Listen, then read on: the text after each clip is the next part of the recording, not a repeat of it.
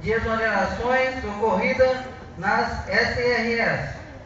As manifestações desta categoria também são compostas de cooperação e diálogo, que mostram o fortalecimento e o amadurecimento de uma classe que também quer colaborar.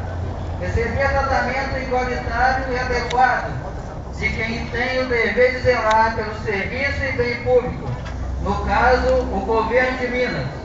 E, ainda diante deste quadro caótico em que se encontra a educação mineira e os seus funcionários, os maiores responsáveis por gerir a educação e fazê-la andar, só nos resta protestar e levar ao conhecimento dos carambolenses e visitantes, que não é isso que esperamos, desejamos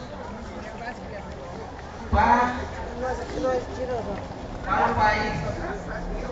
Depois de mais de 7 anos, vivendo com o mesmo salário,